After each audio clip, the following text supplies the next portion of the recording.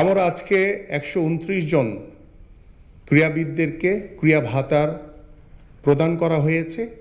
ক্রীড়া ভাতা প্রদান কার্যক্রমের শুভ উদ্বোধন এবং ক্রীড়া কার্ড ও আন্তর্জাতিক পর্যায়ে সাফল্য অর্জনকারী ক্রীড়াবিদদের সম্মাননা প্রদান অনুষ্ঠানের প্রধান অতিথি গণপ্রজাতন্ত্রী বাংলাদেশ সরকারের মাননীয় প্রধানমন্ত্রী জনাব তারেক রহমান এমপি এবং মঞ্চে উপবিষ্ট রয়েছেন আমাদের স্থানীয় সরকার পল্লী উন্নয়ন ও সমবায় মন্ত্রণালয়ের দায়িত্বপ্রাপ্ত মন্ত্রী জনাব মির্জা ফখরুল ইসলাম আলমগীর এবং আমাদের মাননীয় মন্ত্রী উপদেষ্টা আমাদের প্রশাসক এবং সামরিক বেসামরিক বিভিন্ন পর্যায়ের কর্মকর্তাবৃন্দ, সম্মানিত অতিথিবৃন্দ এবং ক্রীড়া সংগঠক এবং আমাদের গর্বিত ক্রীড়াবিদ এবং উপস্থিত সুধীজন, আসসালামু আলাইকুম। আমি আমার বক্তব্যের শুরুতেই একটি বিষয় উল্লেখ করতে চাই যেটি আমার এখানে স্ক্রিপ্টে নাই, স্ক্রিপ্টের বাইরে।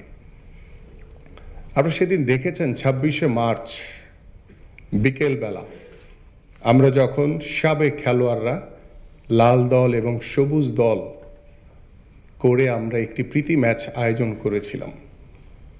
আমাদের মাননীয় প্রধানমন্ত্রী সেদিন হঠাৎ করেই তিনি কিন্তু মাঠে উপস্থিত হয়েছেন, আপনারা সেটি পরিলক্ষিত করেছেন এবং তিনি খেলাধুলাকে এতটাই ভালোবাসেন, এতটাই গুরুত্ব দিয়েছেন, তিনি চিন্তা করেন যে আগামীর বাংলাদেশে ক্রীড়াঙ্গনের মাধ্যমে আমরা আমাদের পারিবারিক, আমাদের সামাজিক এবং রাষ্ট্রীয় ব্যবস্থাপনায় একটি আমূল পরিবর্তন আনতে পারবো ইনশাআল্লাহ।